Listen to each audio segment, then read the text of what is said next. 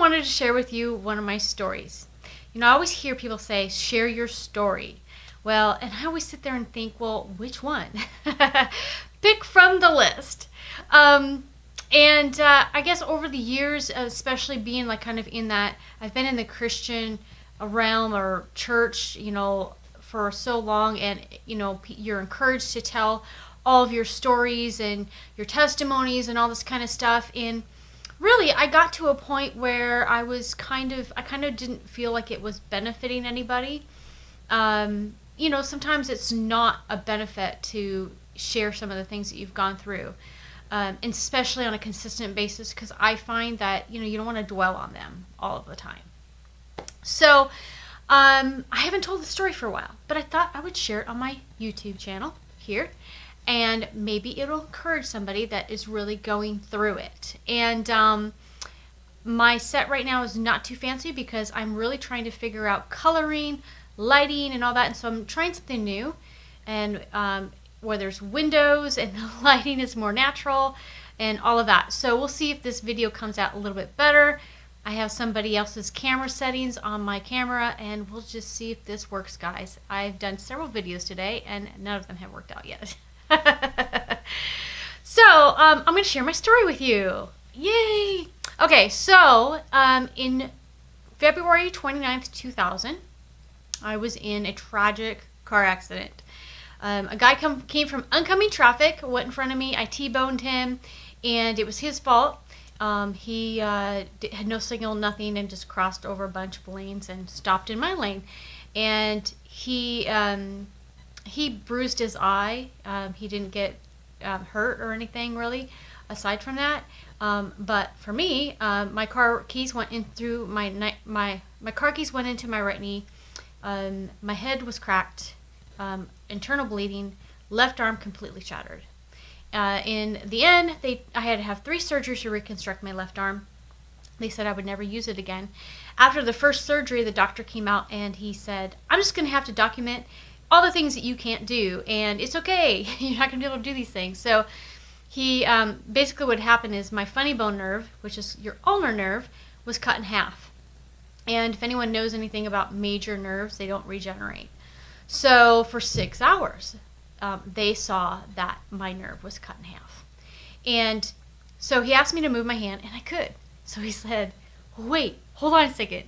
And he goes out and he gets all the surgeons and everything, and they surround around my bed. And he goes, watch this. And the one surgeon, I remember, his jaw dropped, and he jumped a foot when he saw me move my hand. And they're like, well, we don't know what happened. We honestly do not know what happened. We can't explain this. And he said, your arm has been through so much, and your elbow has been through so much. I just want to let you know, maybe you can move your hand, but you're not going to be able to ever have a straight arm again. Your arm is going to be stuck in the bent position. Well, guys, look, it's straight. So that's medically impossible, too. Today, my paperwork still says I'm disabled, still says I can't straighten my arm. So, kind of crazy, right? So, I had another surgery to put pins up in my wrist, and I had a cast on. A therapist took my wrist, and he went crank, and those pins went through my skin, and they got gangrene. And so I went back to the doctor. They took the cast off, and they saw that it was gangrene. And I happened to be with a horrible doctor, and he said, "You're going to have to wait. You're just going to have to wait it out for another month." Well, amazingly enough, as I was sitting there scheduling my appointment surgery for out a month, my surgeon that did all the work on my arm, which was amazing, he's one of the best in the nation, and he just happened to be there. Actually, I got a couple of surgeons like that were the best of the best, and they used my arm and the x-rays for examples now because it was done so well. But that was another plus.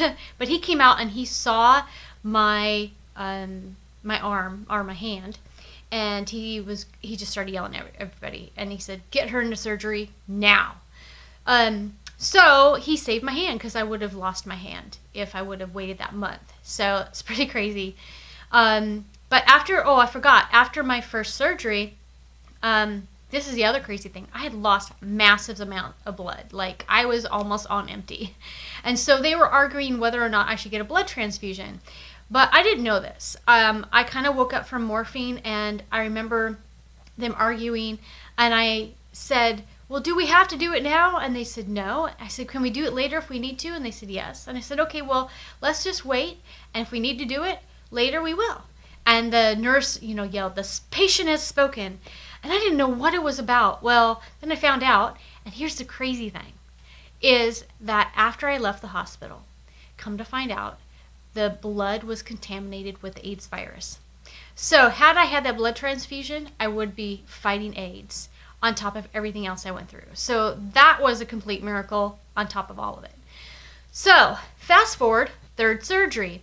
So if you've ever heard of propofol, you might have remembered it from Michael Jackson's death and some other celebrities. Well, it's also an epidemic as far as people dying from it, because people have taken it because they're going through cancer or chemo or whatever, and then they use it for surgery as well. Well, it had a bad effect on me, and I stayed the night at the hospital that night. The following night was at home, and I died. And then I came back later. So how the total afterlife experience, I won't go into that, but maybe that's a whole nother video, a whole nother topic. But that experience did transform my life, and it does have a profound reason as to why I do the things that I do in my life, and why I feel it's so important to share other things, share what I know with other people. So anyway, that's for another video. But came back, and then pretty much spent months just screaming all night long, because I was in massive pain, because I have 2 plates and 15 pins and screws in my arm, so it was almost like just knives on the inside. And went through tons of therapy, all this kind of stuff, and like I said, my arm is healed, completely fine.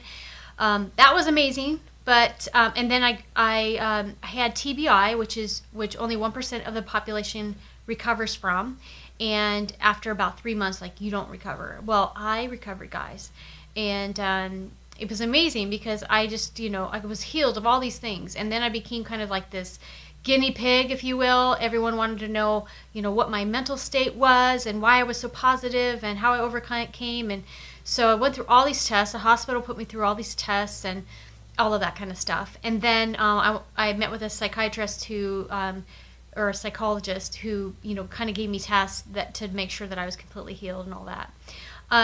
But then for 8 years, 8 long years, I was in massive pain all the time, could not walk, and without like passing out. And I would go to the grocery store and literally get stuck in the parking lot, and I wouldn't be able to go to the grocery store, I wouldn't be able to get back to my car, and I was just in massive pain, and like I would try to breathe through it, and it was just a nightmare. I wore orthotics, I could never wear heels, never really dress up, because I couldn't wear nice shoes, and I limped with a massive limp. We're talking a massive limp, guys. Wherever I went, and it was like people were always staring at me, because here comes the girl that's massively limping everywhere. So that was really tough for me to go through. And then, sometimes I'd wake up in the middle of the night, my back would go out, and I would pass out, and I would be stuck there for a week, literally. And I would call my work and be like, I'm stuck on the floor. So that was really, really traumatic, and I had to fight through that. And basically, the doctor said that my ligaments were so stretched out from the car accident and me being tossed around in the car that I didn't have any muscles or ligaments to hold my back in place. So my muscles would get tired, and then everything would go out. My tailbone was twisted, hips shifted up, right hip shifted up, and they could untwist me with massage, but then I'd twist back up. So it was really crazy. And then I had the whole bulging disc, and it was just horrible. It's just horrible, and really nothing that they could do for me. So they took a piece of elastic, and they put that around my hips, and that kind of held me into place and helped me so my muscles wouldn't get tired out and all that kind of stuff, and held everything into place. So what's amazing, though, is in 2008, I really began to believe that I could be healed. And this is really where my faith comes in, I suppose, where I really just believed that I wasn't a victim, and that this happened to me so that I could be healed, if that even makes sense. But I basically just really realized that I didn't have to be sick anymore, and that I didn't have to have this, and I wasn't a victim. And I went to church that Sunday. I got prayed for, and I instantly got healed. And I used to run cross country. I love running. And in fact, I haven't ran since I moved to Dallas, but it's really hot here. I'm used to running in the rain and the cold, you know. But basically, I went running for the first time in 10 years, and I ran till the sunset. And I've been fine ever since. So that was my last miracle, and that was in 2008. And I'm grateful. And I know that, it doesn't happen for everybody. Like I've seen people not be healed. I've had a niece and nephew that were, really disabled and never healed, right? But I really do believe that it is possible. And it was possible for me in my circumstances. And I just believed. You guys, I had so many people tell me that you're disabled, you're never going to get healed. Even my closest friends that would take me to the doctor's appointments would tell me just to give up and not to believe. And I want to encourage you that if you are somebody that is sick, or you're trying to overcome, and you're trying to fight, not to give up, to always believe that you can be healed. Always have that fight in you. Like even to this time, even this season in my life, I'm still overcoming some things, some health things, not related to the accident. There are other things. But because of what I've walked through, I have that faith and I have that belief that I will overcome and I will be the exception. And I think that we really have to live in that state, because if you don't, you're going to get depressed, you're going to get sad and overwhelmed by the whole process. And it's so important to stay in a state of hope. And so if I could do it, you could do it. And if it's possible for me, it's possible for you.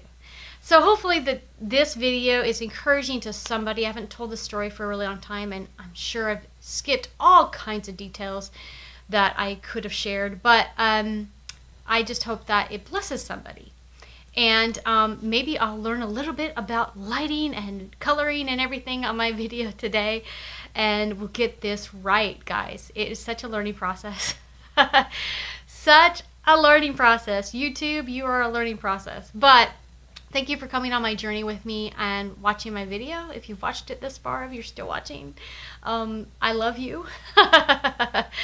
And that's about it, guys. So I'm going to go see if this video turned out and post it on YouTube, and we'll go from there.